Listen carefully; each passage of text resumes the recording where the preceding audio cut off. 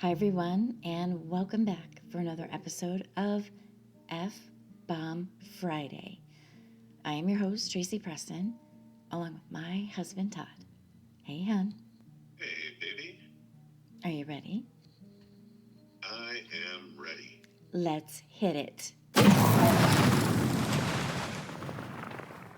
Previously, we told you the story of three furry and ferocious beasts, the Michigan Dogman, the Wahila, and Lalu Guru.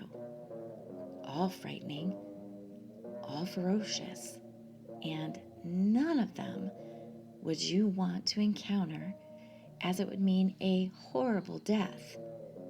But what would happen if the three of them had a face-off? Which one would be left standing? Imagine the Michigan woods, dark and foreboding, where trees seem to twist and writhe.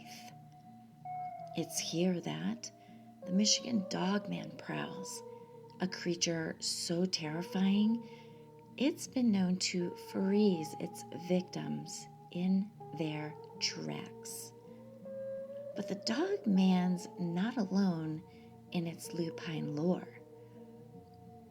The Wahila, a monstrous wolf-like creature from Native American folklore, is said to roam the wilderness with a ferocity that will make your skin crawl.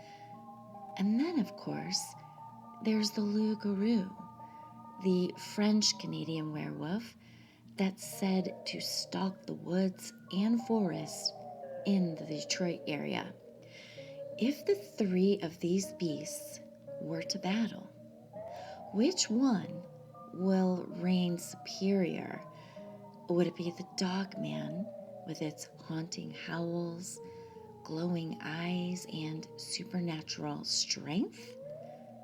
The Wahila with its monstrous size and ferocity? Or Lalu-garou with its terrifying transformation and bloodlust? Let's have a quick review of our three frightening predators. First, I'll start off with the Michigan Dogman. According to legend, it is said to have begun with a sighting by lumberjacks in 1887 in Wexford County, Michigan.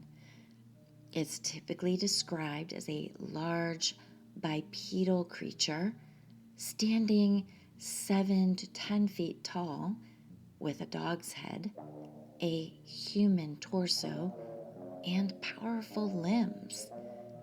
Some descriptions include blue or amber glowing eyes, dark reddish brown or black fur, and a chilling howl that resembles a human scream. The Dogman is often described as a solitary and potentially territorial, with encounters sometimes involving a sense of being watched or studied by the creature before it attacks.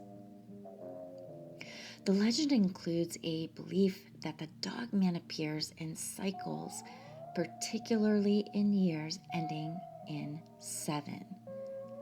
While sightings have been reported throughout Michigan, it is in the northwestern Lower Peninsula that it was often cited as the focal point of activity. The Wahila of northern Michigan is a creature of folklore, primarily associated with the Nahanni Valley in Canada, but it is also rumored to exist in northern Michigan. It is typically described as being larger than a typical wolf, possibly the size of a bear, often depicted with white polar bear type fur. It has a broad head, wide paws with splayed claws, shorter limbs than a regular wolf, a muscular build, possessing immense strength and speed. It is usually described as a solitary creature, unlike typical wolves that hunt in packs. It is also associated with stories of decapitation and could possibly be a supernatural being. The Wahila legend is most prominent in the Nahanni Valley of Canada, which has earned the nickname Valley of the Headless Men due to reported victims of decapitations. Accounts of this large white wolf-like creature in Michigan have been documented. Some accounts suggest a colonial-era sighting of a phantom-like giant white wolf that appears near the lake. The Wahila is sometimes referred to as the Great White Wolf of the North, and there may be some overlap in the folklore with the Michigan Dogman. And lastly, but not least, we have the loup-garou of Grosse Pointe. This legend dates to French settlers who arrived in the area in the late 1800s and is part of the broader French-Canadian folklore surrounding wolf-like legends. In the 19th century, Marie Hamlin documented the story of the creature in her book Legends of Detroit. The book recounts the tale of a werewolf rumored to roam Grosse Pointe.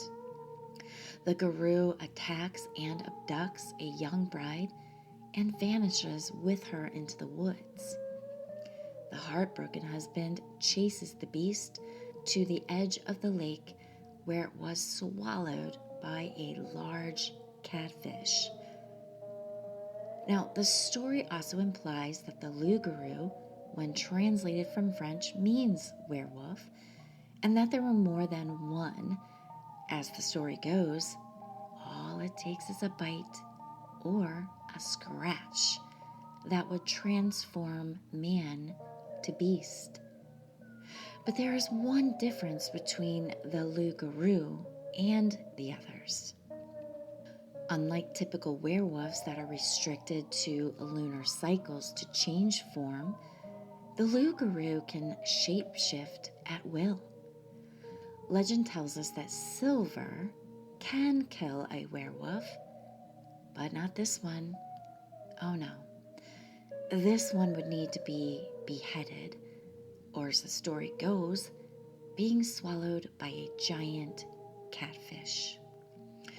So we wonder, what would happen if the three of these beasts were in a standoff? Who would be the last one howling? Only one can reign supreme. Who will emerge victorious?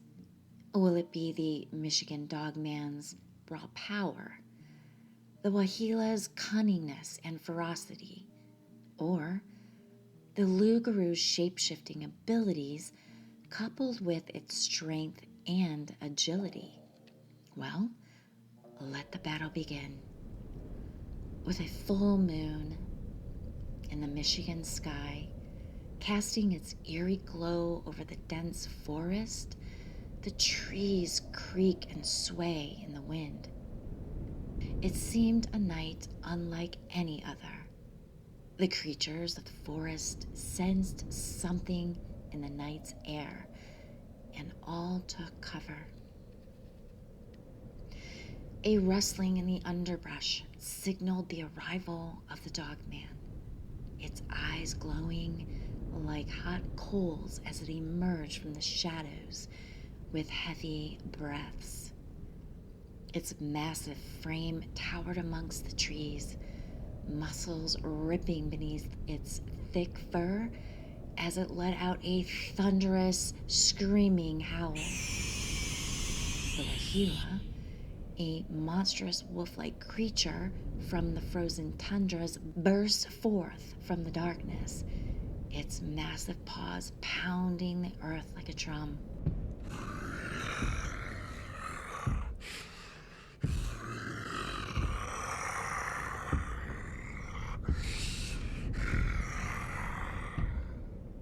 Its eyes blazed with otherworldly intensity, and its powerful jaws were wide open, saliva dripping with a hunger and ready to tear at the flesh of its opponents. The Lugaroo appeared seemingly out of nowhere, its eyes flashing,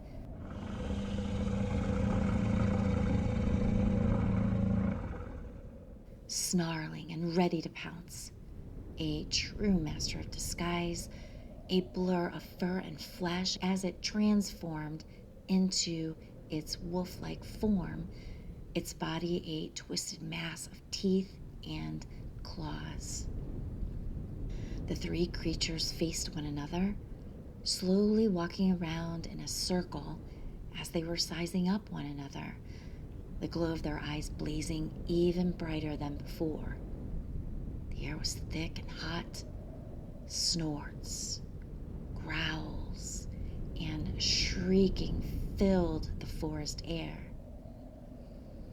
It was the dogman who lunged first.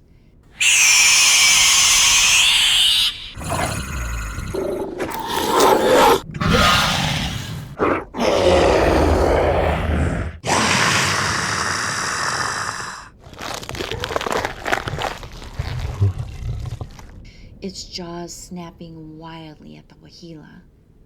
But the Wahila was swift, its massive body a blur of motion as it countered with a powerful blow with its razor-sharp claws.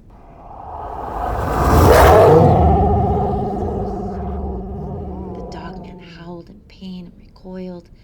Its fur and blood flew through the air, but quickly recovered, launching itself at the Wahila with a ferocious growl. Meanwhile, the Lugaroo darted between the trees, its shape-shifting skills allowing it to evade attacks of its opponents with ease. It struck from unexpected angles, its claws raking across the dogman's flank, causing it to yelp in pain. The Wahila, sensing opportunity, charged forward, its jaws wide open, but the Lugaroo was too quick, dodging the attack with swift precision. Now, this battle raged on, the three creatures exchanging blows, sinking their razor-sharp teeth deeply into one another, and dodging attacks in a frenzy of fur and flesh. The forest, a maelstrom of sound, the crashing of trees, the snarling of beasts and the howling of the wind, the moon a silent witness illuminating the carnage below. As the battle continued, the creatures began to tire, their breathing heavy, their movements slowed, but still they pressed on, driven by a primal urge to dominate, to be the last one standing, locked in a struggle that will only end when one of them emerges victorious. Now, the outcome was far from certain. The battle, a chaotic dance of death and destruction.